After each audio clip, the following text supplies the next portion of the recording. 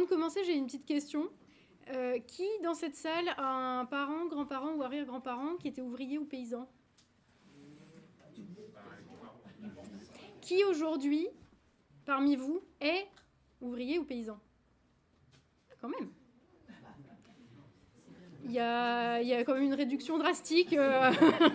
Mais du coup, vous avez un petit peu sous les yeux ce qui a été fait à la France.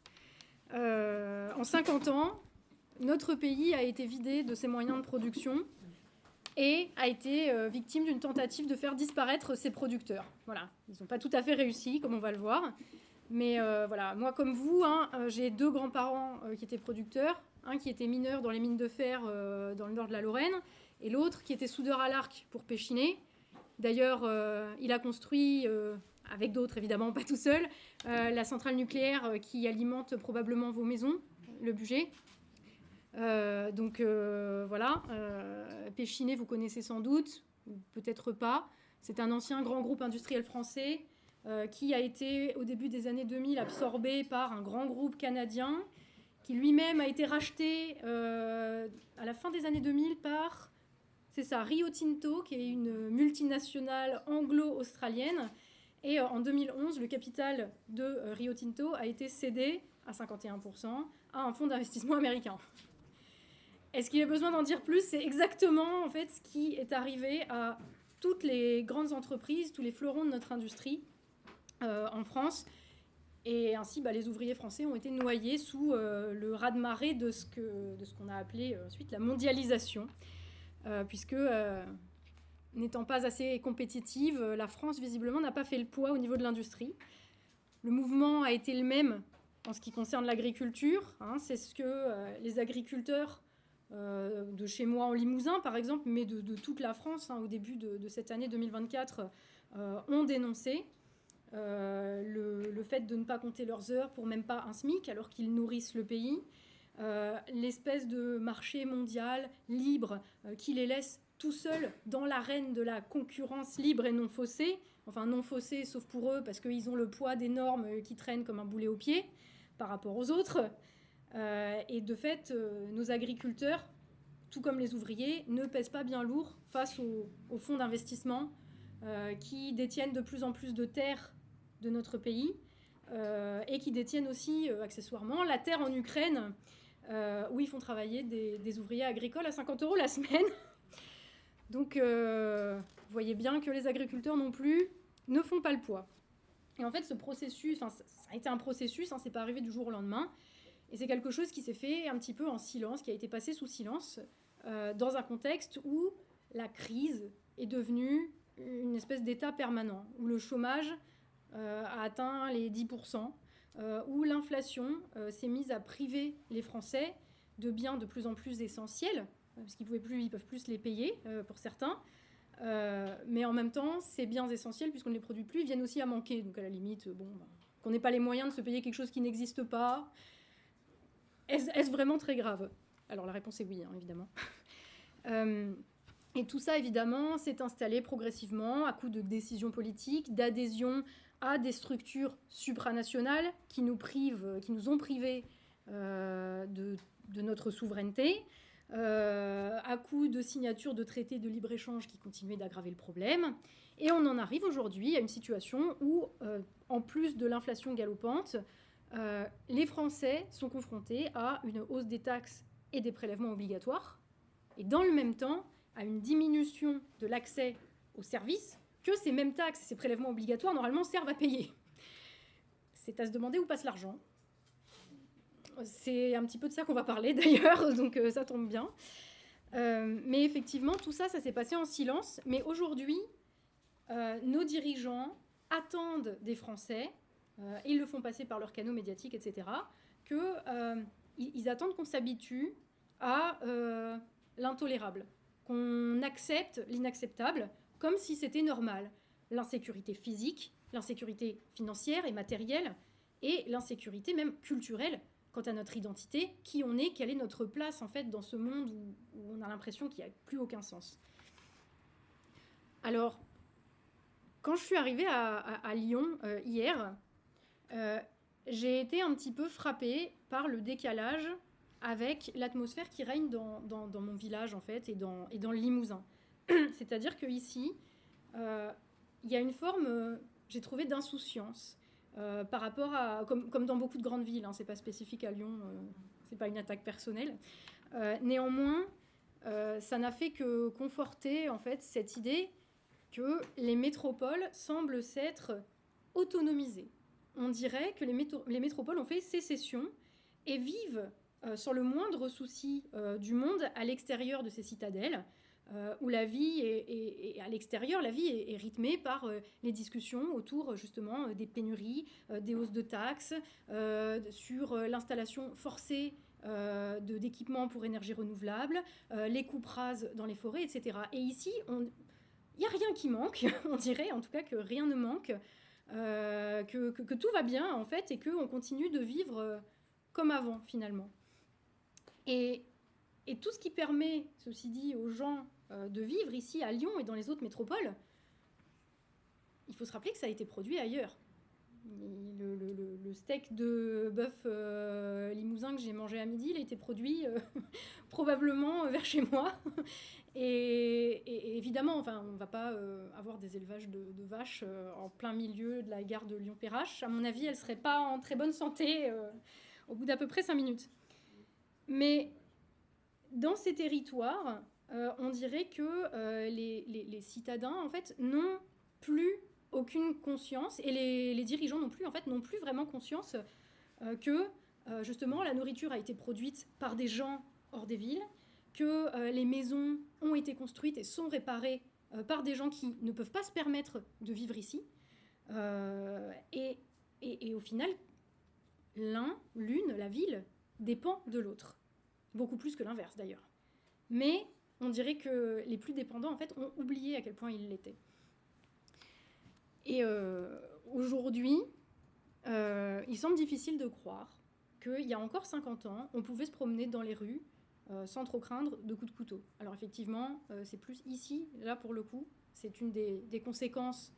C'est plus ici que dans mon village, hein, effectivement. Moi, j'ai moins peur de me balader chez moi que dans les rues un petit peu malfamées de Lyon, effectivement. C'est une des conséquences du modèle, on va en parler aussi. Difficile de croire qu'il y a 50 ans, on pouvait aussi, on allait au travail en se disant que de toute façon, si on perdait le boulot, c'est pas grave, on en retrouvera un autre à la sortie, en traversant la rue, comme dirait l'autre. Et que si le pire devait arriver, qu'il nous arrive un accident de la vie, eh bien on serait pris en charge par la sécurité sociale, totalement, parce qu'en plus on avait cotisé, donc on avait tous droit à ça. Et là aujourd'hui, tout ça, en fait, c'est difficile à imaginer dans le contexte où on a cet affreux sentiment que tout est en train de s'effondrer, à part peut-être les taxes, les prix et la mortalité infantile, et qu'on a pour horizon aujourd'hui qu'une tiers-mondisation toujours plus avancée de notre pays dans tous les sens du terme. D'ailleurs, je ne sais pas si vous avez vu ce qui se passe là en ce moment dans les départements d'outre-mer, en Guadeloupe, en Martinique, ça flambe. C'est l'étape suivante pour ce qui se passe aujourd'hui dans la France périphérique, complètement oubliée des métropoles. Donc, regardez ce qui se passe dans les DOM et puis ça vous donne une idée de ce qui va se passer dans les prochaines années. Sauf que en métropole, il y a moyen de bloquer les métropoles, contrairement à ce qui se passe en Guadeloupe. Donc, pour en venir à l'idée de ce livre quand même, bien tout simplement, ce livre est parti de ce constat-là, celui qu'on fait tous aujourd'hui, du moins hors des grandes villes et dans les grandes villes pour ceux qui se posent un petit peu des questions, dont je suppose que vous êtes, puisque vous êtes là aujourd'hui. La réalisation de ce livre, en fait, c'est le fruit d'une volonté de comprendre ce qui se passe, parce que les choses, elles ont un sens. L'histoire n'arrive pas par hasard. C'est pas absurde. Il y a des décisions politiques qui nous ont conduits là où nous en sommes. Et la France ne s'est pas tiers-mondisée par l'opération du Saint-Esprit. Donc tout ça a un sens, mais encore s'agissait-il de le trouver. Et le truc, c'est que la quête de sens, c'est le fondement de la démarche qui nous a conduits, avec l'équipe du Fil d'Actu, à faire des vidéos sur YouTube. Si vous êtes abonné au Fil d'Actu, vous le savez, ça fait presque 10 ans qu'on existe, ça fait 10 ans qu'on le répète, l'émission qui donne du sens à l'information. Parce que justement, tout était tellement noyé dans les... Enfin, on avait l'impression que l'espace médiatique était noyé, saturé d'événements qui semblaient déconnectés les uns des autres, des analyses en fait qui étaient juste des petites polémiques stériles, et puis voilà, enfin on nous dit un truc et puis ça passe, on oublie, et tout ça, ça faisait pas du bien à notre cerveau. Donc on a voulu faire un petit peu le boulot que les journalistes ne faisaient plus, à savoir expliquer pourquoi et comment les choses arrivent. Parce qu'encore une fois, rien n'est le fruit du hasard. Il y a des choses qui peuvent arriver, des accidents, des catastrophes, mais globalement, tout ce qui se passe aujourd'hui, en fait, a plutôt tendance à être des symptômes d'une même cause que des événements hasardeux. Donc depuis 10 ans, évidemment qu'on s'est lancé sur YouTube, les choses se sont quand même gravement dégradées au quotidien, on le voit tous. Et le problème, c'est qu'il nous semble, au fur et à mesure, qu'il y a de moins en moins de gens, même par rapport à il y a 10 ans, qui ont envie d'aller chercher la racine du problème. Sauf que pour s'attaquer à un problème, il faut comprendre. Il faut réussir à trouver quelles sont les causes, parce que sinon, on fait du commentaire, et puis voilà, c'est bien. Et puis les choses continuent de se dégrader, et la France continue d'agoniser. Et, voilà. Et donc tous ceux dont c'est le travail d'essayer d'expliquer, les journalistes, mais aussi tous ceux dont le travail est de proposer une issue aux problèmes auxquels on fait face, eh bien, semblent de plus en plus céder à la facilité, des polémiques stériles qui durent 5 minutes. Et vraiment, moi j'ai ce sentiment que tout le monde a abandonné le travail de fond, en fait. Enfin, tout le monde. Pas les producteurs, mais les élites, ceux qui se prennent, en tout cas pour les élites, en tout cas ceux qui dirigent culturellement et politiquement la France, ils ont tous cessé de faire leur travail. Donc, tout comme avec le Fil d'Actu, on a cherché à sortir du confort intellectuel, de se dire, bon, on aurait totalement pu rester dans la démarche militante de là d'où on vient. On était pour la plupart dans l'équipe militant au parti de gauche. On avait le catéchisme, on savait très bien ce qu'il fallait dire, et on aurait pu continuer comme ça, et je pense qu'on aurait même eu plus d'abonnés, beaucoup plus vite, et qu'on aurait ramassé plein de sous. On aurait pu faire la même chose avec le discours de droite. Enfin, je veux dire, c'est pas... voilà. Mais en tout cas, on a choisi de faire ce qu'il y avait à faire et que ni la gauche ni la droite ne faisaient. Donc ça a impliqué pas mal de remises en question, à la fois des idéologies dans lesquelles on avait été éduqués, que le système nous avait mis dans le crâne, et les idéologies que nous, on s'était choisies en réaction à ça. Et on en est arrivé malheureusement à une conclusion qui est terrible, mais qui est devenue notre point de départ, c'est que non seulement c'est la merde, pour le dire synthétiquement, mais en plus, rien de ce que nous avons à disposition ne permet d'expliquer ce qui se passe de manière satisfaisante. Donc c'est ce qu'on a essayé de faire, et pendant plusieurs années, on a cherché. C'est un peu le problème, quand on envoie balader, qu'on se dit non mais ça en fait c'est inutile, ça nous fait beaucoup plus de mal que de bien, et puis de l'autre côté c'est pareil, qu'est-ce qu'on fait? Donc c'est un peu la traversée du désert, c'est un peu difficile. Donc pendant plusieurs années on a cherché, on a un peu tourné autour du pot, quelle était la vérité, il y avait forcément un moment, quelque part, quelque chose qui s'était passé et qui avait mené à la pente glissante sur laquelle on est. Là, on arrive quand même bien en bas. Et donc, on était de là pendant des années à chercher, sans parvenir à saisir cette vérité, de vidéo en vidéo, qui étaient de moins en moins nombreuses, mais aussi de plus en plus longues. Enfin, voilà, à s'arracher les cheveux, en essayant de comprendre les tenants et les aboutissants de tout ça.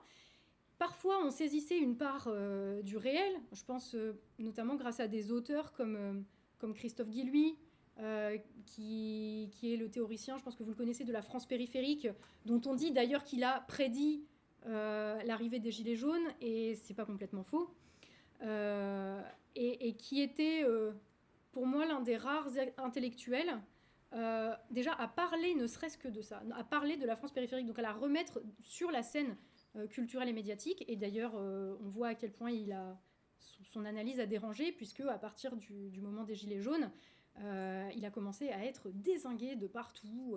Oui, mais c'est pas rigoureux, c'est pas intellectuellement ceci, et puis il n'est pas approuvé par les universitaires. Enfin, vous voyez la doxa habituelle. Mais ça a été le premier, en fait, vraiment, qui a permis de prendre conscience, enfin pas de prendre conscience, parce que la conscience, on l'avait, mais disons de formuler cette fracture qui semblait irréconciliable entre les gagnants et les perdants de la mondialisation, en fait. Et le truc, c'est que ça n'allait pas assez loin. Ça nous donnait une image géographico-sociale de la France, très utile, fondamentale aussi, mais ça ne permettait toujours pas d'expliquer ni comment, ni pourquoi on en était arrivé là. Et comment on en était arrivé à ce sentiment qu'il y a vraiment, en ce moment, deux mondes parallèles qui coexistent en France, dans les métropoles et en France périphérique, donc la France des petites villes et des campagnes. Alors on s'est mis à remonter plus loin, on s'est dit peut-être le problème, c'est pas le tableau d'aujourd'hui, c'est qu'il y a eu quelque chose par le passé qui s'est passé et qui a permis ça. Et quand on remonte, il semble qu'il y ait eu beaucoup de tournants, de choses qui se soient un petit peu goupillées ou même dégoupillées plus dans les années 70. C'est-à-dire que les années 1970, c'est le début de notre déclin industriel, des délocalisations, de la mondialisation. C'est le début des crises à répétition qui deviendront la norme, en fait. Enfin, c'est le quotidien maintenant, la crise. C'est le début vraiment du mouvement de mondialisation des échanges, de la libre circulation des capitaux, de l'ouverture des frontières aux biens, aux personnes, aux services venus de l'étranger, et en même temps le départ donc, de nos outils de production à nous vers la Chine, puis vers l'Europe de l'Est après la chute du bloc soviétique. C'est le début vraiment de transformation géopolitique majeure, c'est le début de la souveraineté du dollar sur le monde entier. C'est l'apparition dans les ministères et les hautes administrations en France de dirigeants et de cadres issus non plus du creuset, de l'école publique et de la méritocratie, mais de dirigeants et de cadres issus de la finance, des banques d'affaires, de fonds d'investissement. Voilà. Donc il y a vraiment, on a l'impression qu'il s'est passé beaucoup de choses en fait à partir des années 70, et tout ça est concomitant. Donc on s'est dit il y a peut-être une cause à ce moment-là qui voilà. Et la réponse nous est arrivée en 2023, lorsque Tommy, qui est rédacteur du fil d'actu, qui est juste ici, lisait un ouvrage, enfin ça faisait quand même plusieurs années qu'on se posait les questions de souveraineté, de réindustrialisation, comment repenser un modèle agricole pour qu'il soit performant et qui permette de nourrir tous les Français et de nous faire retrouver une autonomie, ne serait-ce qu'alimentaire. Voilà. Et il a lu un texte où ça parlait des chiffres au détour d'une phrase, des chiffres de l'APIB au début des années 70. Et oui, j'ai bien dit l'APIB. Et au début, Tommy a cru à une erreur typographique. Sauf que l'erreur, en fait, s'est répétée encore et encore dans tout le livre.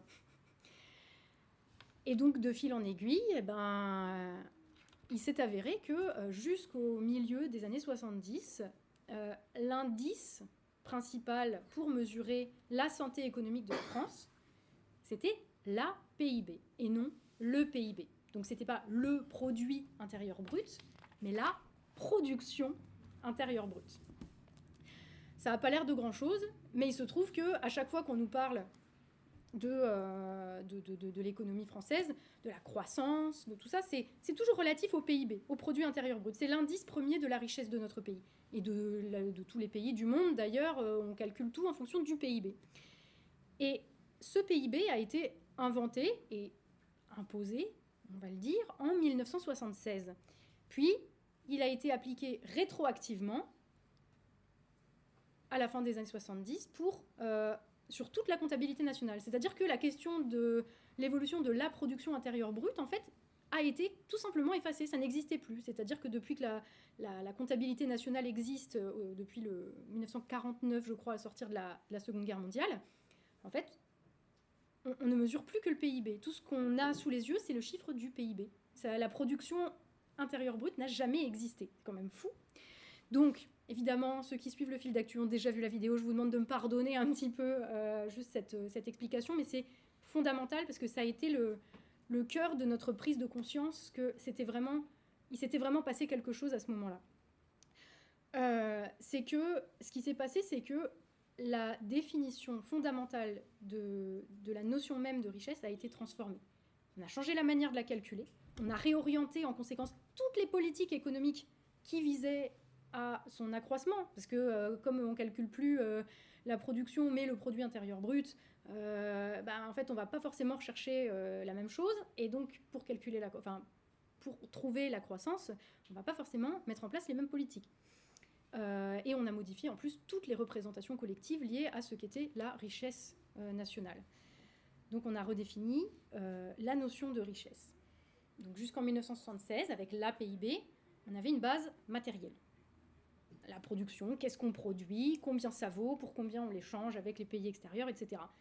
À partir de 1976, le PIB va se mettre à inclure des créations de biens et de services à partir de valeurs s'échangeant sur un marché. Donc ça inclut tous les services non marchands, les activités non matérielles, les contrats d'assurance, de crédit, les employés domestiques, l'administration, les salaires versés aux fonctionnaires. Tout ça, en fait, est inclus dans le PIB, ça ne l'était pas dans la PIB.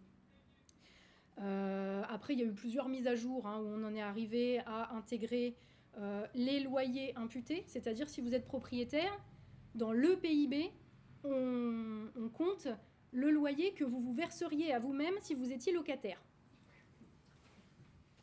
Et ça fait de la croissance. Tout va bien. Et évidemment, chose qui est quand même sans doute beaucoup plus connue, c'est qu'on inclut aussi l'estimation, voilà. De prostitution et du trafic de drogue. Exactement. Prostitution et trafic de drogue, voilà. Donc ça, c'est bien, ça fait de la croissance. Et comment ? Et après, on nous dit qu'on fait des grands filets pour arrêter les drogues.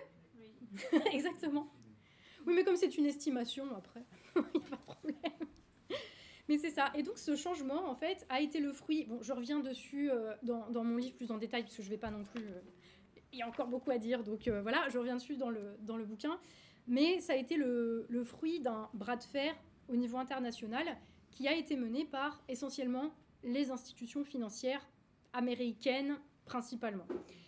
Et c'était ça, en fait, la pièce qui manquait à notre puzzle.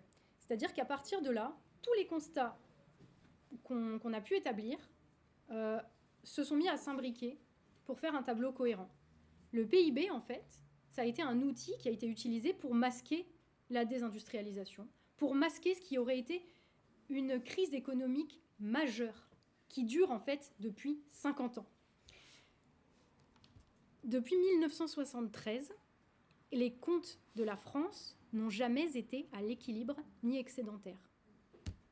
Ça coïncide avec le moment où toutes nos industries ont été petit à petit fermées. Coïncidence ? Peut-être. C'est qu'à partir du milieu des années 70, en fait, on commence à avoir l'idée que la richesse peut se créer à partir de rien, à partir d'une opération juteuse, bien calculée, sur un marché, etc. Et qu'on peut se retrouver créateur de richesse presque à l'infini. Et en réalité, tout se met à prendre sens à partir de là. C'est-à-dire que le PIB est là pour masquer la réalité, à savoir que la France produisait de moins en moins de richesses et donc s'appauvrissait. De même, en parallèle, on s'est retrouvé avec des embauches massives de fonctionnaires. Pourquoi ? Pour masquer la réalité du chômage provoqué par la désindustrialisation. Pour faire un petit comparatif, le nombre de fonctionnaires en 1974 était de 3,4 millions. En 1980, 3,9 millions. En 1995, 4 millions et demi. Alors oui, quand on le rapporte à chaque année, ça veut dire que Valéry Giscard d'Estaing a plus augmenté le nombre de fonctionnaires que François Mitterrand. De quoi tempérer un petit peu les ardeurs de croire que tout a commencé avec Mitterrand. Malheureusement, Mitterrand, c'était la suite. C'était la suite logique, mais c'était pas le premier. Donc en 1995, de 4,5 millions de fonctionnaires, on est passé en 2007, donc sous Chirac, à 5 millions, jusqu'en 2017 à 5,5 millions. Et c'est seulement à partir de Macron, bah oui, il y a un moment, même si on gonfle les chiffres du PIB avec le trafic de drogue et tout ce que vous voulez, il y a un moment, il n'y a plus d'argent, il n'y a plus de richesse. Donc il y a un moment, il faut tailler. Voilà. Et en parallèle, le nombre d'ouvriers, en 1970, qui était de 7 millions en France, et qui représentait 40% de la masse salariale, aujourd'hui, il n'est plus que, mais tout de même, il en reste, de 5 millions, et pour seulement 20% de la masse salariale. Le truc, c'est qu'il y a quand même 5 millions d'ouvriers en France, ce qui est conséquent. C'est un petit peu moins que le nombre de fonctionnaires et de cadres, ce qui est absurde, puisque des jobs d'encadrement, normalement, c'est pour encadrer. Oui. Voilà, mais bon, c'est pas... on n'est plus à une incohérence près. Mais en tout cas, aujourd'hui, quand on regarde les représentations de la France, c'est comme si les ouvriers n'existaient pas. Pourtant, ils sont encore 5 millions, hein, c'est quand même pas rien. Et c'est que, en fait, dans les années 80, on nous a aussi vendu une espèce de mythe, celui de la classe moyenne, qui a permis, en fait, de donner l'illusion que la France allait pouvoir vivre sans producteurs, sans ouvriers. Alors, sans paysans encore plus, parce que les paysans, eux, il y avait déjà eu la mécanisation, la concentration aussi des terres agricoles, etc. Donc, il y avait quand même beaucoup moins de paysans. Même si ils sont toujours là, pareil, à nous donner à manger, hein, je le rappelle quand même. Mais disons que à partir des années 70-80, on a commencé à nous vendre la classe moyenne pour oblitérer la réalité, à savoir le caractère fondamental de la production. Et c'est donc le moment, en fait... Enfin, on se rend compte que le moment où les dirigeants tentent de nous masquer la chute de la production et la réalité, il se trouve que c'est aussi, totale coïncidence, donc dans les années 1970, c'est le moment où un grand bouleversement s'opère au sein de la classe dirigeante. Donc quand je parle de la classe dirigeante, c'est la classe qui contrôle l'organisation de la production. C'est-à-dire que dans les années 70, les grands capitaines d'industrie, dont on a encore une excellente image aujourd'hui en France, puisque ils ont contribué au développement, à la grandeur et au rayonnement de la France. Ils ont contribué évidemment à la production de richesses. Eh bien, ces capitaines d'industrie-là se sont retrouvés remplacés par des financiers au sein même de la classe dirigeante, par les propriétaires des titres des entreprises et par les propriétaires des entreprises qui gèrent les portefeuilles de titres des entreprises. Voilà. Chaque fois, voilà. Donc, c'est ce qu'on a appelé la financiarisation de l'économie, avec l'internationalisation du capital, en fait, tout simplement, qui va avec. Donc, ce qui s'est passé dans les années 70, c'est la prise de pouvoir sur la production par une nouvelle classe. Enfin, c'est pas vraiment nouvelle, hein, la bourgeoisie financière, puisque c'est elle, elle existait déjà. C'était une partie de la bourgeoisie, hein, les propriétaires des banques d'investissement, des banques d'affaires, des actions, les gestionnaires de portefeuille, etc., ne sont pas apparus comme par magie dans les années 70. Mais dans les années 70, à la faveur de circonstances, des avancées technologiques, de la volonté aussi de le faire, et à la faveur du déclin d'une bourgeoisie industrielle, donc ces grands capitaines d'industrie qui ont fait la France, au moins en partie, pas tout seul, mais quand même, rendons à César ce qui est à César. Cette bourgeoisie industrielle, en fait, elle s'est retrouvée affaiblie par le compromis qu'elle avait dû faire au début de la guerre. Enfin, à la fin de la guerre, pardon. Parce qu'au début de la guerre, elle a fait aussi des compromis, mais c'est d'ailleurs pour ça qu'elle a dû en faire d'autres à la fin de la guerre. Et donc, elle s'est retrouvée un petit peu affaiblie. Et les financiers, en revanche, eux, ils avaient le vent en poupe. Donc voilà, pareil, hein, je ne vais pas vous faire tout le détail parce que voilà, j'en parle. Il y a tout un chapitre qui est consacré dans le livre. Mais en gros, voilà, les capitaines d'industrie, ces patrons français, eh bien, vont devenir petit à petit de simples gérants au service de ceux qui possèdent véritablement les usines, les entreprises, à savoir les détenteurs des titres de propriété de ces entreprises, qui se mettent à imposer leurs objectifs, leur agenda, comme on dit aujourd'hui, de gouvernance des entreprises. Autant dire qu'à partir des années 70, le grand patron, patriote, qui connaît ses ouvriers, qui peut aller voir avec les contremaîtres, etc., c'est fini. C'est fini. On nous a enlevé cette possibilité-là, puisque ce sont des financiers qui, par définition, n'ont pas de patrie, sont internationaux, eh bien, qui ont pris le pouvoir, tout simplement. Enfin, tout simplement. Énorme, hein. Mais le truc, c'est que c'est énorme, mais c'est tellement énorme que personne, à l'époque, n'a pris la mesure de ce qui s'est passé. C'est vraiment une révolution de palais qui s'est faite sans bruit, voilà. Et d'ailleurs, force est de constater qu'aujourd'hui, toujours, il y a très peu de monde qui s'est rendu compte de la supercherie, ni les marxistes pour qui le petit chef d'entreprise ou l'agriculteur est un méchant patron, comme Bernard Arnault, ni de l'autre côté, les libéraux qui croient encore que c'est en dérégulant plus le marché qu'on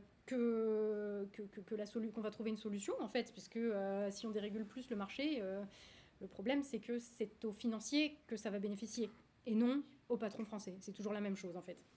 Donc, de tous les côtés de l'échiquier politique, on a eu, passez-moi l'expression, des idiots utiles. Voilà.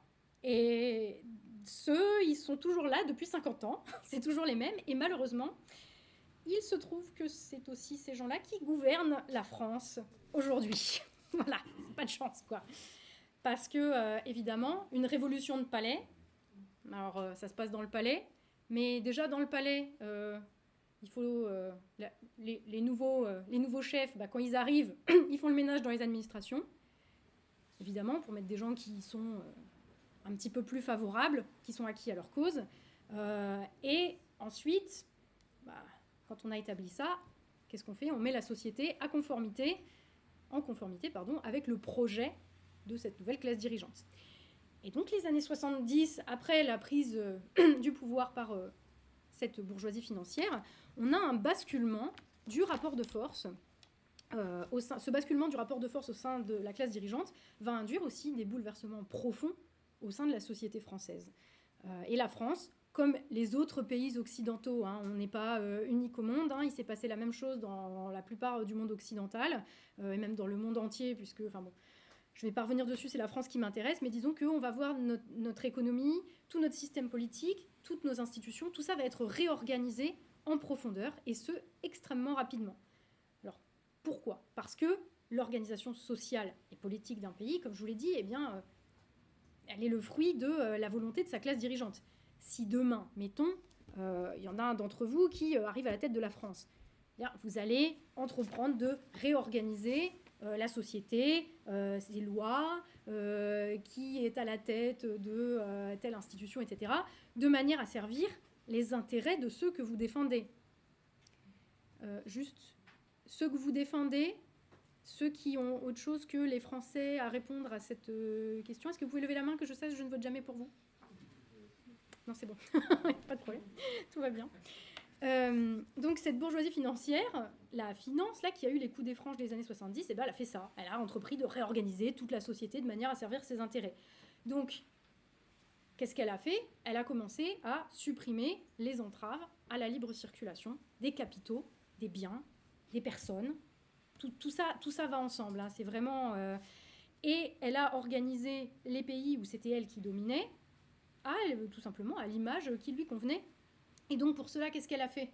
Dans le palais, il n'y avait pas qu'elle. Dans le palais, elle a mis quoi? Elle a mis ses agents dans les ministères, dans les hautes administrations,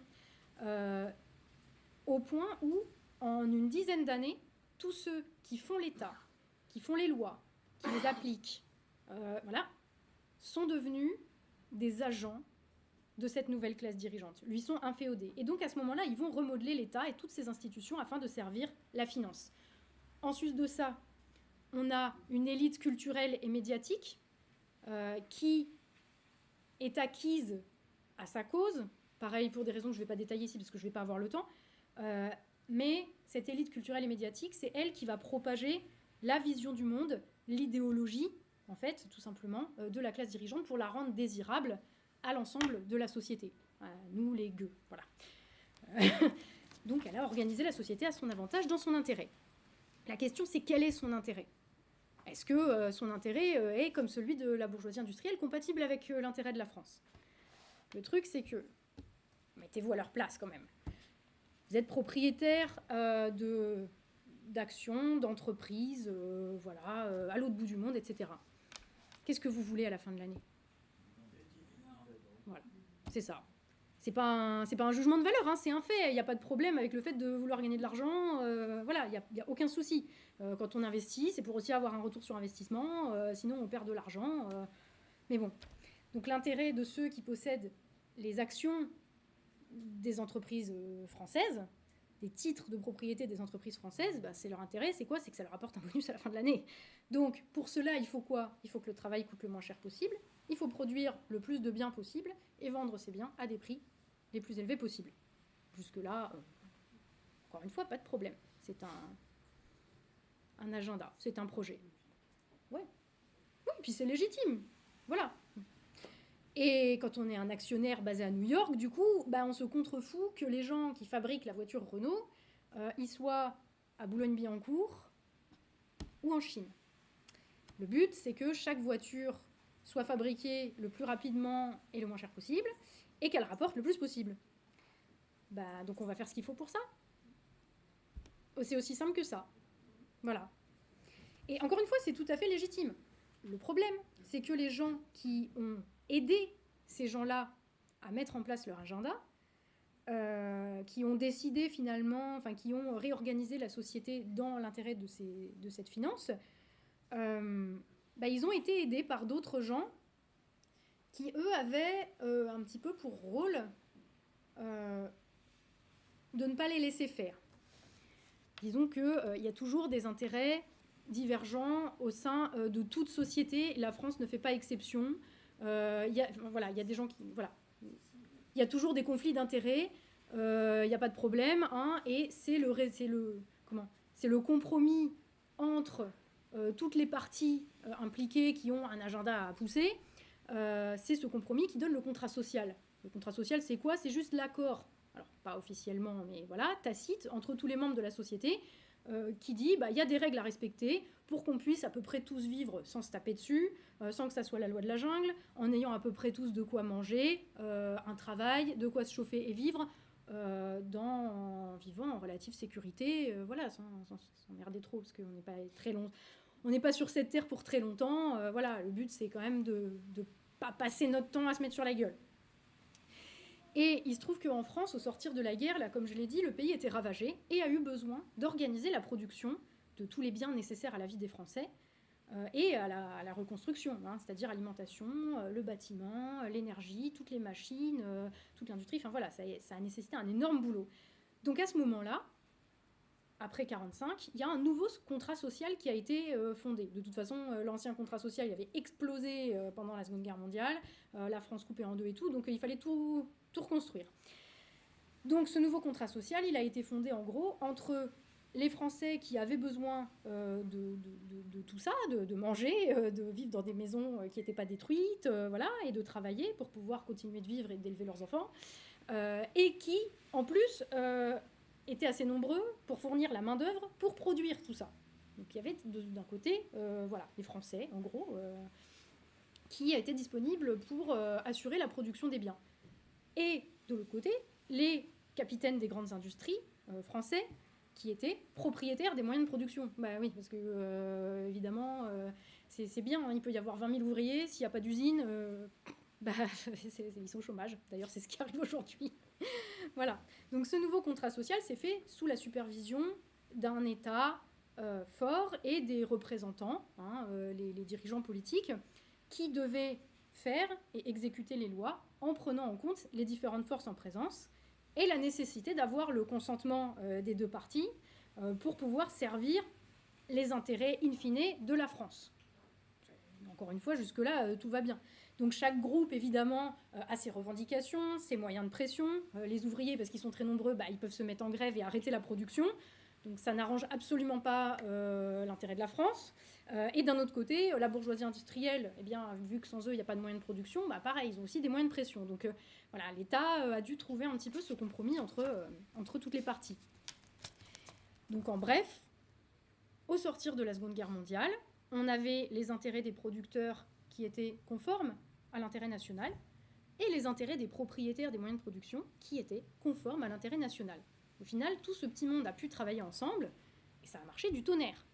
Ça a donné les 30 Glorieuses. Ça a donné la France numéro 1 dans tous les domaines, enfin, peut-être pas tous les domaines, allez, ça c'est le coq français qui parle, mais disons que, bon, l'électricité, l'industrie, l'agriculture, je veux dire, pour un petit pays, franchement, on s'en est plutôt pas mal tiré. Et en fait, c'est parce que l'État, à l'époque, était au service du compromis entre les deux parties. Donc l'État a pris sa part de responsabilité pour organiser la production en faisant en sorte que les uns et les autres soient pas trop malmenés. Bon, ok, vous devez faire un petit peu des compromis, mais voilà. Tout ça est au service finalement de la prospérité générale. Les gens sont pris en charge. On a les moyens, du coup, puisqu'on produit énormément de richesses, on en exporte. On a les moyens de payer une police qui assure la sécurité des personnes. On a les moyens de payer un système de santé parce qu'il y a beaucoup de monde qui travaille, donc il y a beaucoup de monde qui cotise. Donc on a moyen de payer un système de santé qui prend les gens en charge et qui représente vraiment un filet de sécurité sociale, du coup. Le problème, c'est qu'à partir des années 70, quand la bourgeoisie financière internationalisée n'est plus en France, évidemment, ça va commencer à coincer. Parce que ça va forcément se faire... Disons que, voilà, comme j'ai dit tout à l'heure, ils se foutent que les nouveaux propriétaires des moyens de production, c'est plus Monsieur Renault. Voilà, ils se foutent complètement de la prospérité nationale, on va le dire franchement. Voilà. Et comme à la tête de la France, à partir de ce moment-là, et des autres pays occidentaux, ils ont placé leurs agents et qui défendent leurs intérêts, le résultat du rapport de force, forcément, il commence à se déséquilibrer. Voilà. Donc, on désindustrialise. On met le couteau sous la gorge des agriculteurs, voilà, et l'État, l'État se retrouve en fait du côté de la finance. Donc la balance, là, dans le rapport de force, elle commence à pencher sévèrement en faveur de la finance. Et en défaveur, du coup, des producteurs, forcément. Et en fait, ce qui se passe, ça va paraître très basique et très con à dire comme ça, mais c'est que la France, à ce moment-là, est victime d'une gigantesque OPA qui vise à piller non seulement la richesse produite, mais en plus à enlever à la France ses moyens de la produire. Et c'est ça qui est terrible. Et quand on regarde aujourd'hui où nous en sommes 50 ans plus tard, on a à la tête de l'État l'incarnation de l'aboutissement de ces transformations. On a, comme président de la République, un ancien banquier d'affaires chez Rothschild. Qu'est-ce qu'il faut de plus comme illustration de... voilà. Donc c'est même pas qu'on a été trahi par nos dirigeants qui auraient changé d'avis, c'est qu'en une décennie, nos dirigeants ont été remplacés par des serviteurs de la finance, en fait, tout simplement. Et de là, la saignée a pu commencer. C'était plus l'intérêt des Français qui comptait, mais celui de l'élite financière mondiale. Et encore une fois, je ne dis pas du tout ça d'un point de vue moral, en disant c'est bien, c'est mal. Hein, je parle vraiment de choses très concrètes. Hein. C'est-à-dire qu'on a eu... Cette nouvelle élite financière a eu besoin de détruire l'outil de production en France pour pouvoir augmenter ses dividendes. Donc, eh bien, elle a fait quoi ? Elle a fait la libre circulation des capitaux. Ils ont pu délocaliser où est-ce qu'ils voulaient. Ça leur coûterait moins cher. Génial. Là où, eh bien, les capitaines d'industrie d'avant, ils avaient besoin d'un tissu industriel. Donc, à l'époque, le patriotisme économique était possible pour eux. De même, ils ont eu besoin de donner l'illusion que rien n'avait changé, puisqu'il fallait quand même garder un petit peu les Français sous contrôle, parce que si les Français s'étaient rendus compte d'un coup de la supercherie, ça se serait sans doute très mal passé pour eux, sachant qu'on est un peuple un petit peu... on a tendance à se révolter assez facilement, ce qui peut être bien, mais qui des fois aussi joue en notre défaveur. Donc là, qu'est-ce qu'elle a fait ? Elle a fait la libre circulation des biens. Donc non seulement on peut toujours acheter les mêmes trucs, mais en plus c'est vachement moins cher, on peut en acheter beaucoup plus, et tout le monde est content, on vit comme des riches. C'est génial. Et enfin, elle a eu besoin la bourgeoisie financière a eu besoin de ces larbins aux portes des villes, puisque c'est là qu'elle s'est concentrée. Donc elle a fait quoi ? Elle a instauré la libre circulation des personnes pour pouvoir avoir une main-d'œuvre immigrée moins chère pour toutes les tâches qu'elle n'a pas pu délocaliser, parce qu'ils ne vont pas se faire livrer leurs tacos par des Chinois. Là, il y a des tâches qui ne sont pas délocalisables quand même. Et donc tout ça a été gravé dans le marbre des décisions politiques, dans les lois, dans les institutions, qui ont été organisées pour ça. Et après, évidemment, on a enrobé ça dans un discours positif pour bien faire passer la pilule, la mondialisation heureuse, la croissance, un meilleur avenir pour nos enfants, la liberté. La liberté, ça a été très bien utilisé contre contre la liberté, la vraie liberté, de vivre en paix, et de pouvoir décider de son bonheur par soi-même sans être emmerdé. En fait, on nous a vendu la liberté et tout ce qu'on a, c'est finalement la tyrannie que donne la loi de la jungle. Et pour asseoir ça quand même, culturellement, il y a eu besoin de dénigrer tous les métiers manuels, puisqu'ils étaient trop associés à la production, que la classe dirigeante ne voulait plus en France. Elle voulait plus... voilà, c'est la France. L'avenir de la France, c'était un pays de services et de tourisme. On allait tous être, comme là, nos fesses bien assises sur des chaises, au chaud, et ça a demandé du rêve aussi, il faut le dire. On a marché parce que, de fait, les métiers de production sont des métiers difficiles, effectivement. Et que ça détruit le corps, ça détruit les esprits. Donc, voilà.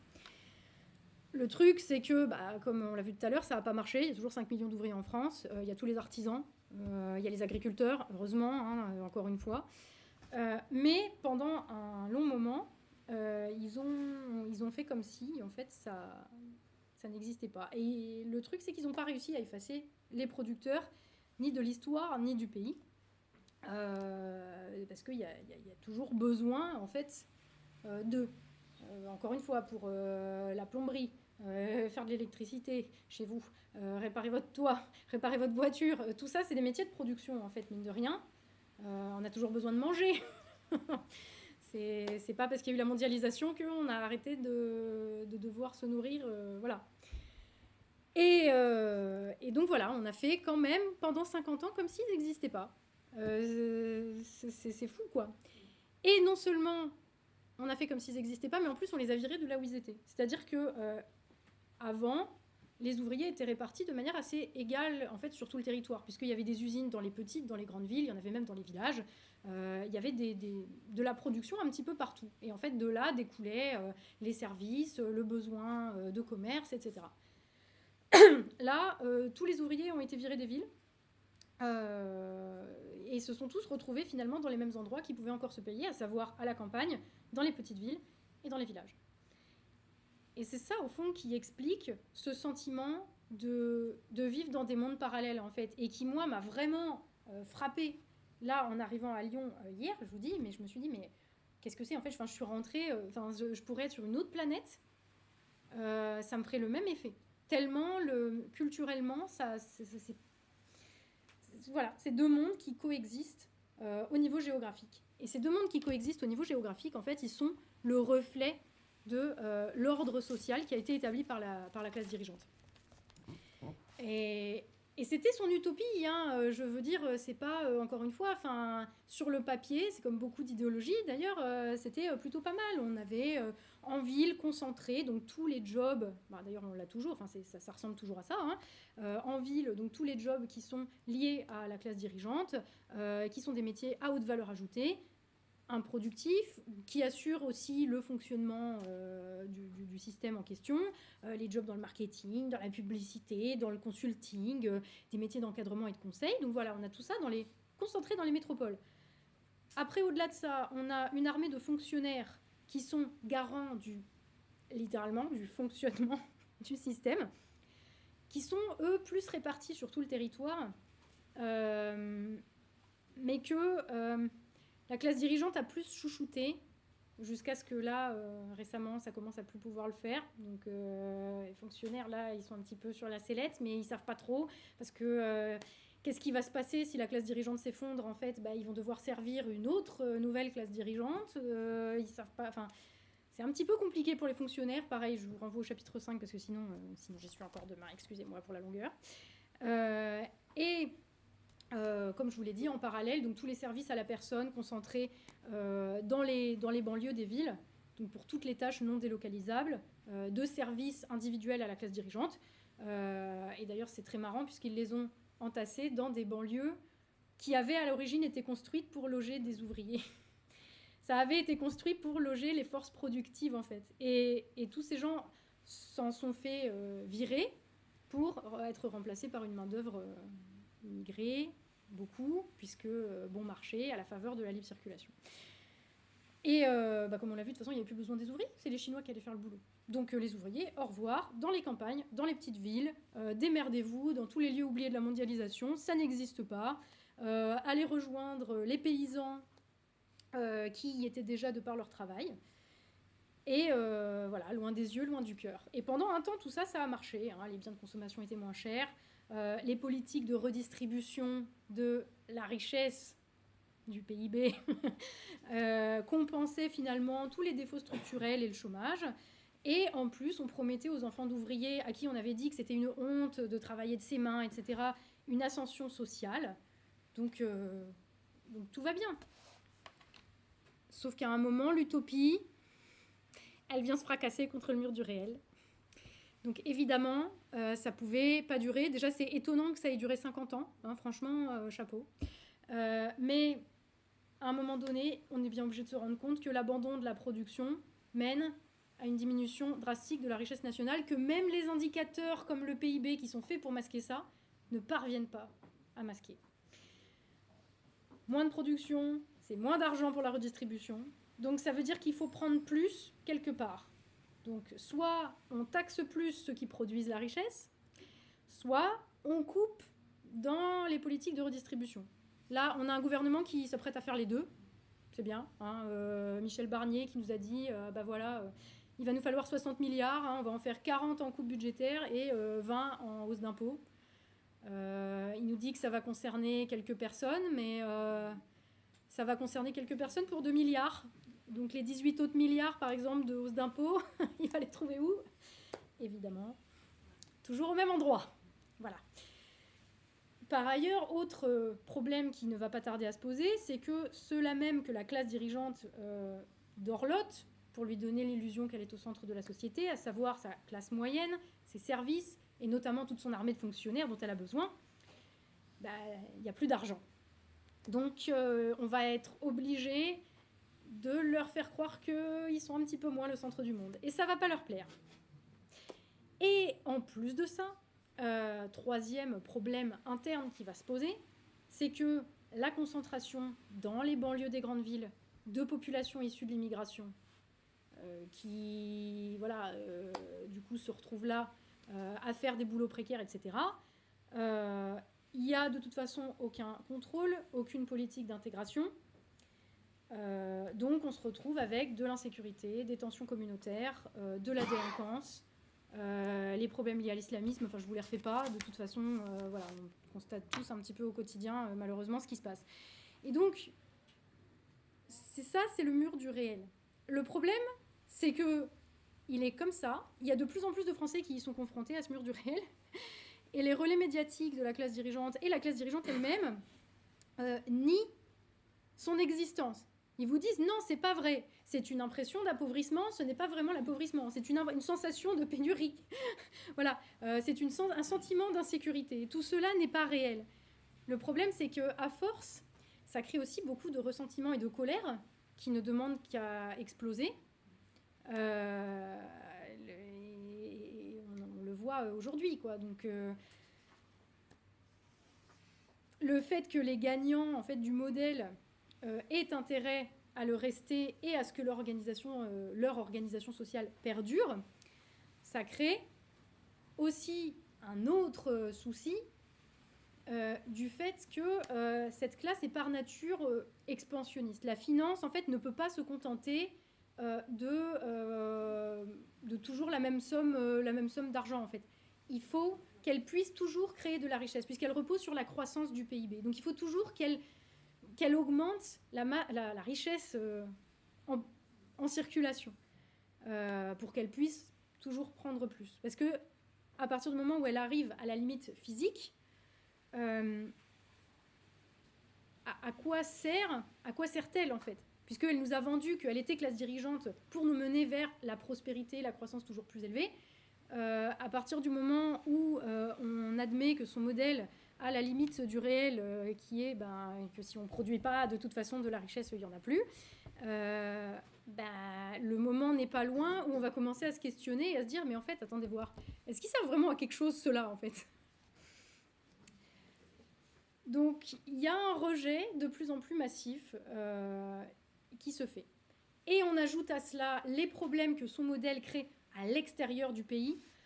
Pareil, là, c'est limite le sujet d'un autre livre, mais disons que les pays dans lesquels notre classe dirigeante a délocalisé pour que ça lui coûte moins cher, je pense aux pays des BRICS,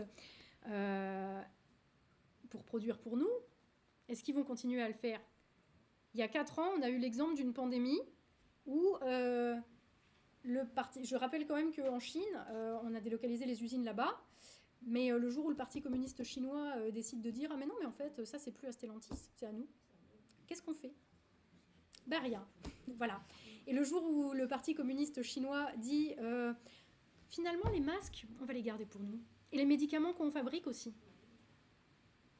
Il ne nous reste rien. Voilà.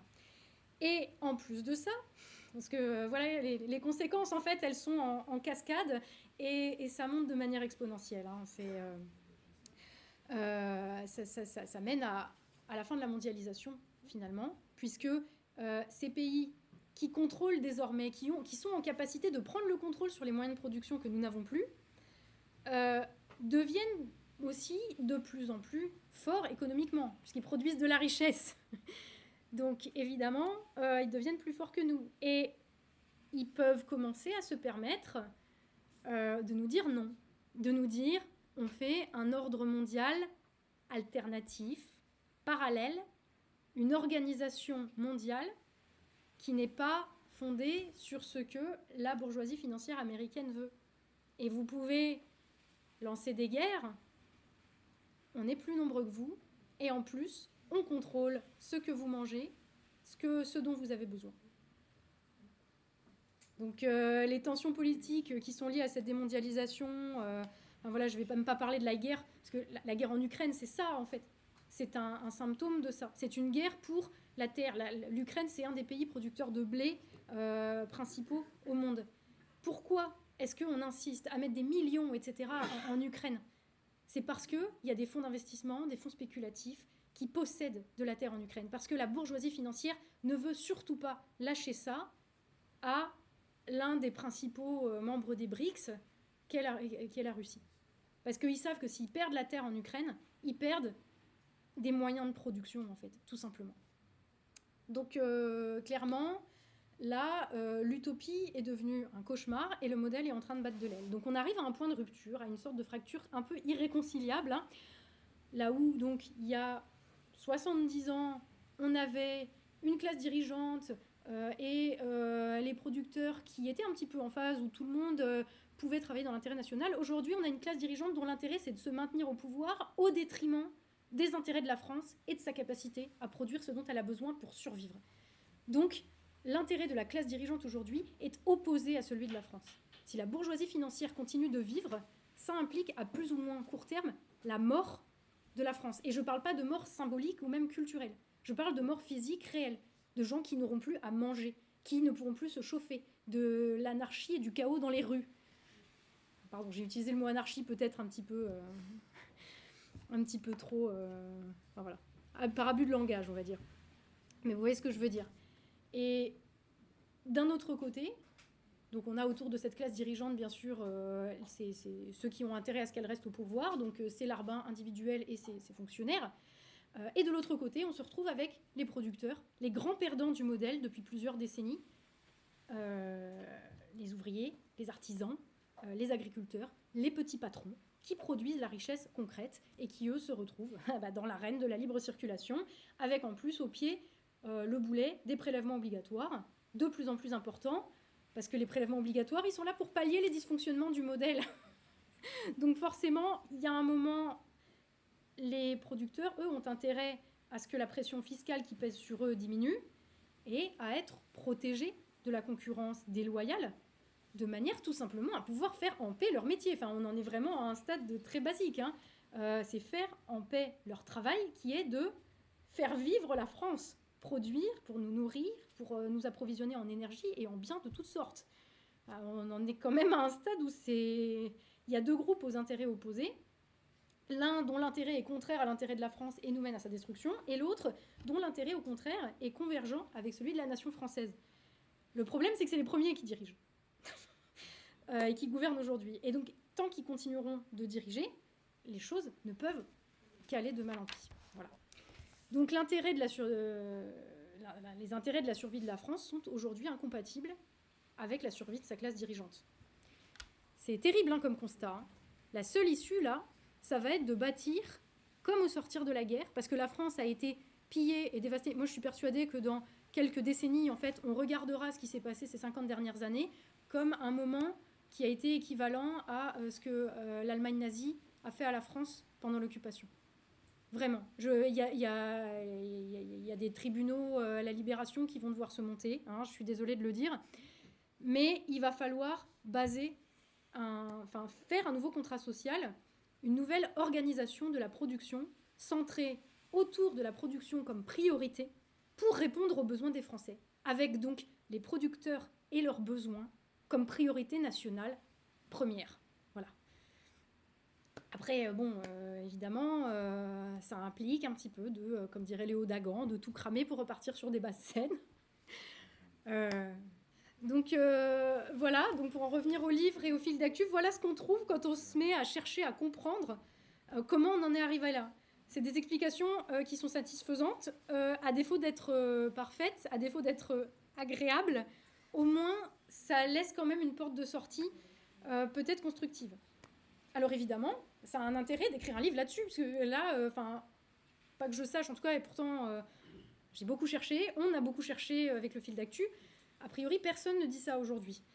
Donc évidemment, je me suis dit, il faut que quelqu'un le fasse, quelqu'un la dise, cette vérité.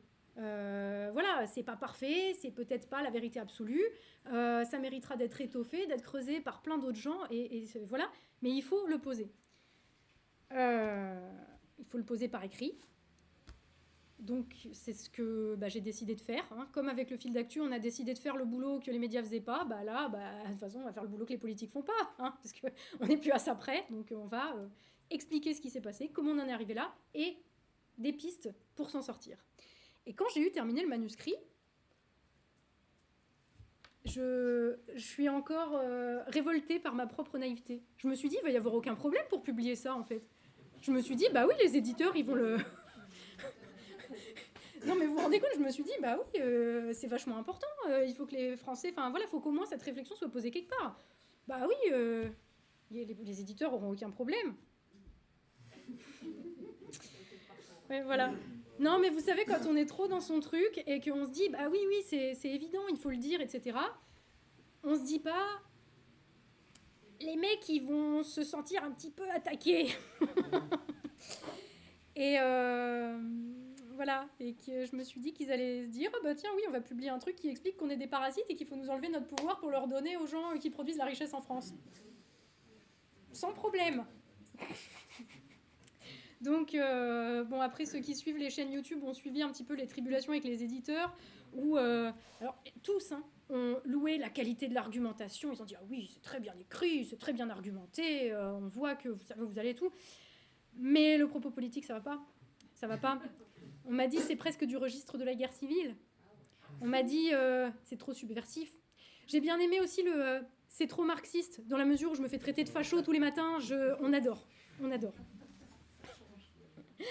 Non, mais c'est vrai, c'est génial. Décidez-vous à un moment, parce qu'on ne peut pas être tout à la fois. Hein. Au moins, ça a le mérite, du coup, d'être nouveau, puisque vous ne savez pas dans quelle case le mettre. Mais bon. Donc, il a fallu se débrouiller un petit peu tout seul. Pareil, il y en a dans cette salle. Je sais que vous avez précommandé le livre et vous avez contribué, du coup, à le rendre réel, à lui donner une réalité et une existence, parce que même les éditeurs dissidents, un petit peu, qui disent « Ah oui, la liberté d'expression, ça... » Non, ils n'ont pas voulu. Et c'est bizarre, c'est des éditeurs parisiens. Voilà. En fait, à la base, moi, je voulais un truc qui soit distribué un petit peu quand même. Et puis, bref. Je vais pas refaire tout le truc. J'ai fait des vidéos là-dessus, etc. Mais il y a un truc que je vous ai pas dit en vidéo encore. J'en ai pas encore parlé en vidéo, donc vous avez un petit peu l'exclu. Enfin, avec les gens qui ont assisté à la conférence de Limoges la semaine dernière. C'est qu'en fait, ça en est arrivé au stade où même la Poste a reçu des pressions politiques pour empêcher ce livre d'être envoyé à tous les gens qui l'avaient précommandé. Donc, au-delà du fait qu'il a fallu se débrouiller tout seul, et heureusement, Tommy, mon fiancé ici présent, il avait un master en édition. Ça tombait bien. C'est pour ça que... Voilà, c'est pour ça que du coup, on a un livre quand même. C'est un vrai livre, ça ressemble à quelque chose, quoi. Enfin, c'est pas un truc fait derrière les fagots, etc. C'est un vrai bouquin par un vrai imprimeur avec un beau logo et tout. Franchement, voilà. Déjà, merci Tommy. Merci à tous ceux qui ont permis de financer l'impression en le précommandant et en acceptant d'attendre 3-4 mois qu'on puisse vous l'envoyer, parce qu'il fallait le temps de le fabriquer. Donc, merci à vous. Merci. Je remercie aussi au passage tous les amis qui ont permis ne serait-ce que par un soutien moral, psychologique, logistique, en fait, pendant toute cette aventure. Mais donc, on s'est retrouvés à 2 jours de l'envoi où la Poste devait venir chez nous chercher, vous imaginez, 5000 bouquins dans des caisses de la Poste, avec des chariots, dans votre garage, avec des bâches, parce qu'il y a des trous dans le toit et que c'est difficile de trouver un couvreur et qu'on n'a pas les fonds pour refaire le... 5000 livres, ça fait 2 tonnes. 2 tonnes 5, non? Non, c'est... Ouais, Ah, 2 tonnes 5, c'est ce qu'on a commandé, oui. 2 tonnes. Voilà. C'est lourd. Donc, on ne pouvait pas nous-mêmes les apporter à un centre de tri, puisqu'il fallait un permis poids lourd et un poids lourd. Ouais. Un problème. Un camion de déménagement, on met pas 2 tonnes dedans. Voilà. Et en fait, donc il se trouve que la Poste a essayé de me vendre des solutions d'envoi pour en gros 10 € par livre. En me disant non, on ne fait pas de tarif pour les entreprises, non, on ne fait pas de... C'est pas du monde, là. Non, parce que c'est faux. Oui, je sais. Oui, je sais. Bien sûr. Oui, bien sûr. Mais c'est des cadres de la Poste qui se sont dit oh, 5000 envois. J'ai vu ouais, pas les dollars, mais les euros s'allumer dans les yeux du cadre de la Poste qui s'est dit oulala, il va y avoir 5000 envois à faire. Ils n'ont jamais fait ça, on va pouvoir les arnaquer. Déjà, on adore le service public. Mais surtout, donc, on s'est arrangé avec une petite maison d'édition qui n'édite pas des livres en aussi gros volume, donc ils n'ont pas pu éditer le bouquin, donc voilà, on a décidé de faire le truc nous-mêmes, parce que tant qu'à faire, vu qu'on fait toujours tout nous, de toute façon, bah, voilà, hein, on n'est jamais aussi bien servi que par soi-même, donc on l'a fait nous. Mais cette petite maison d'édition bénéficiait, elle, d'un tarif que leur conseillère à la Poste leur avait négocié à 3,50 € par envoi. Et il suffisait que nous, on tamponne en fait chacune des enveloppes avec le nom de la maison d'édition. Quand même 5000 enveloppes, hein, la tendinite, voilà, tamponné, double tamponné pour ceux qui ont la référence. Et donc on s'est retrouvés voilà, à faire ça, et il suffisait la Poste nous a amené donc, les cagettes, les chariots, on n'avait plus qu'à envoyer, on a les copains qui sont venus pour nous aider à mettre tous les trucs dans les enveloppes, etc. On a passé un week-end entier, en plus c'était pendant la campagne, enfin juste après la dissolution, donc en plus vous imaginez avec le boulot, enfin, on s'est bien marré. Et bref, la Poste devait venir récupérer les chariots avec tous les trucs bien rangés un par un dans les caisses. Il devait venir le vendredi 21 juin. Le 19 juin, puisque la semaine d'avant, en fait, on a envoyé les 200 envois à l'étranger, puisqu'il y a environ 200 personnes qui avaient précommandé un livre pour l'étranger, donc on était allé à la Poste. Donc la Poste du village, vous imaginez bien, ils n'ont jamais vu autant d'envois d'un coup. Qu'est-ce que c'est que ça? Oh, c'est un livre. Oh, waouh, génial. Et tout. Ah, mais c'est chez vous qu'on doit venir. Ah oui, il y a le contrat. On vient le 21 juin. Pas de problème. Le 19 juin au soir, le patron de la petite maison d'édition qui nous dit qu'est-ce qui se passe? Tatiana, tu as parlé à la Poste. Ils savent qui tu es. Pardon, qu'est-ce qui se passe là? Oui, alors on a eu un appel de notre conseillère, enfin d'au-dessus de notre conseiller, de la personne qui est au-dessus de leur conseillère qui leur avait fait leur tarif et qui leur a dit mais c'est quoi cette influenceuse? C'est quoi ce livre controversé? Avec des ordres qui venaient d'en haut. Et donc ce qui s'est passé, c'est que eux, ils avaient des envois en cours, en fait, leurs propres livres de leur propre maison d'édition. Ils leur ont bloqué leurs livres sur les plateformes. Ils leur ont augmenté leurs tarifs quasiment multipliés par 2 en cours d'envoi. Voilà, donc ils ont été punis de nous avoir aidés, hein. Enfin concrètement c'est ça. Donc je vous dis pas comment on s'est bien senti. Mais alors par contre on s'est dit, et alors, ils nous ont dit mais non, t'inquiète pas, ils vont venir vendredi quand même, ils prendront les livres, mais au pire, ils vous augmenteront les tarifs, et au pire du pire, vous devrez aller les chercher sur une plateforme de distribution parce qu'ils ne voudront pas les envoyer. Avec quel camion poids lourd, toujours? Donc, moi qui ai lu L'Art de la guerre et Machiavel, je me suis dit, là, il faut que quand ils arrivent vendredi, il n'y ait plus un livre, parce que je le sens gros comme une maison, qu'après toutes ces tribulations, il y a la moitié des livres qui vont finir dans la Vienne ou dans un fossé quelque part. Donc, il faut les prendre de court. Et il se trouve qu'on a un copain qui m'a appelé, mais pile à ce moment-là, c'était le destin, c'était le ciel qui envoyait un message, et qui me dit, pour prendre des nouvelles, et je lui dis, écoute, j'ai grosse gestion de crise, là, je ne peux pas te répondre. Et il me dit, oui, écoute, si besoin, moi je suis artisan, tu sais que j'ai un camion, s'il y a besoin d'aide, je peux aider. Pas un camion poids lourd, hein, mais quand même, c'est mieux qu'une petite voiture. Bon, je lui ai dit, tu crois pas si bien dire. Rendez-vous demain 7h30. Ce soir, on imprime 30 000 € de timbres. On les colle sur les enveloppes pendant toute la nuit. Et puis demain, on part amener les livres. Sauf que, déjà, on ne pouvait pas tous les amener d'un coup. Puis on s'est dit, 5 000, ça fait beaucoup. Donc en fait, on a fait plusieurs chargements qu'on a emmenés dans des départements limitrophes, parce qu'on s'est dit, dans notre département, ils connaissent un petit peu notre tête dans les centres de tri, ça va mal se passer. Donc on est allé dans des centres de tri, des départements limitrophes et des allers-retours pendant 2 jours. Et ils sont arrivés le vendredi. Ils m'ont appelé le vendredi midi. Oui, alors, on vient dans 1h30. Ah, mais quoi? Mais comment? Vous n'êtes pas au courant? Nous avons... on nous a annulé le contrat à la dernière minute. C'était vrai, oui. Non, c'était pas vrai. Ils allaient venir. Mais on savait pas ce qu'ils allaient faire des livres après. Donc voilà. Ça, c'est la petite histoire que vous n'avez pas encore entendue. Et en fait, c'est ça. Donc, on s'est quand même beaucoup posé la question. On s'est dit, mais quand même, ils s'en donnent du mal. Pour un livre, en plus, c'est des précommandes. 5000 exemplaires, c'est pas le best-seller de l'année. Certes, c'est 15 fois plus que les ventes du livre de Bruno Le Maire. Mais, ça va, quoi. C'est pas... il y aurait eu 1 million de ventes. Là, je me serais dit, oui, ça commence à être un petit peu subversif. 5000, ça reste contrôlable. Voilà. Et donc, je me suis dit, mais pourquoi tout ce mal, quand même? Parce que depuis le début, vous nous en avez mis des bâtons dans les roues. Et en fait, la réponse paraît simple. C'est que, quelque part, il doit y avoir un petit peu de vérité dedans. Et que la vérité, quand on vit sur une époque qui est bâtie sur des mensonges, eh bien, elle a un pouvoir extraordinaire. Je ne vous recite pas Orwell, en des temps de mensonges et de duperie universelle. Dire la vérité est un acte révolutionnaire. J'avais jamais pris conscience à quel point, jusque-là. Mais c'est vrai, en fait. C'est que admettre que la seule issue au problème que la France connaît aujourd'hui serait de construire une société autour de ses producteurs dans l'intérêt national, eh bien, c'est en creux annoncer à la face du monde que non seulement la classe dirigeante actuelle et ses agents ne servent à rien, mais qu'en plus, ce sont des parasites dont l'intérêt s'oppose frontalement au nôtre, s'oppose frontalement à l'intérêt de la nation française. Cette nation qui, selon son propre mythe, n'a d'ordre à recevoir de personne.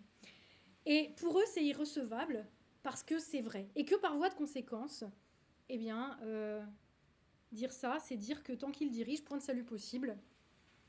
Le problème, c'est que leur pouvoir réside précisément dans la capacité qu'ils ont eue à nous faire croire que nous avions besoin d'eux pour produire de la richesse. Et si un petit bouquin peut se permettre de révéler au grand jour cette imposture, ils sont finis, en fait. Quand on comprend ça, il n'y a plus de retour en arrière. Moi, je ne peux pas désapprendre ce que j'ai appris au cours de toute cette quête, en fait. Et eux savent, ils le savent, au fond, ils le sentent, que leur temps est fini, qu'il est presque révolu, en tout cas. Et donc, ils s'accrochent de toute leur force pour tenir un jour de plus. Et pour empêcher l'effondrement de leur classe et de leur monde, s'ils doivent nous faire mourir jusqu'au dernier, ils le feront. Là, pour le moment, ils prennent tout ce qu'il y a à prendre. Ils pillent le plus possible de bois chez moi en Limousin. Ils installent le plus possible d'éoliennes pour pouvoir faire les machines à cash, ramener tout l'argent public possible, tout ce qui a été pris dans la poche des producteurs. Ils nous arrachent avec la fureur de ceux qui se savent condamnés, le peu qui reste. La bonne nouvelle, s'il y en a une quand même, hein, je vous rassure, c'est que les mouvements de l'histoire font qu'ils peuvent essayer de détruire l'idée du besoin de la production, l'idée que la production est essentielle à la vie. Le problème, c'est que comme pour tout le reste, ils viendront s'écraser contre le mur du réel, comme pour tout le reste. Parce qu'une nation qui ne produit pas ce dont elle a besoin, elle est condamnée. Et les producteurs qu'ils ont voulu faire disparaître, contre toute attente, ils ont survécu, ils sont encore là, et ils portent malgré tout encore la France à bout de bras, malgré ce qu'on leur a fait subir. Donc c'est Victor Hugo qui disait « Rien n'arrête une idée dont l'heure est venue ». Ici, il ne s'agit pas d'une idée, en fait. Il ne s'agit pas d'une simple idée. Il s'agit d'un mécanisme historique concret qui repose sur l'instinct de survie, sur la force et la capacité d'adaptation d'une nation qui a su montrer au cours de son histoire qu'elle était capable de traverser les pires épreuves, les pires trahisons de sa classe dirigeante et de refonder à chaque fois un nouveau contrat social. Et l'avantage, c'est que sous la férule de cette classe dirigeante dégénérée, eh bien, les producteurs, ils ont appris à survivre. Quand les autres sont restés un petit peu dans le confort que procure la facilité d'accès à tout, puisque c'est les producteurs qui leur amènent tout. Voilà, pas de problème. Sauf que les autres, ils ont développé des compétences, une capacité d'adaptation que la classe dirigeante n'a pas. Donc selon les lois de la nature, tout indique que le moment des producteurs arrive et aucune idéologie, aucune censure, aucune tentative d'empêcher un pauvre petit bouquin qui dit ça, aucune tentative d'oblitérer dans les mots les producteurs, ça ne peut rien contre le réel. Et le réel, c'est que le choix est très simple aujourd'hui. La France a le choix entre la production et la mort. Le reste appartient à l'histoire et je pense que c'est à la France de l'écrire. Merci.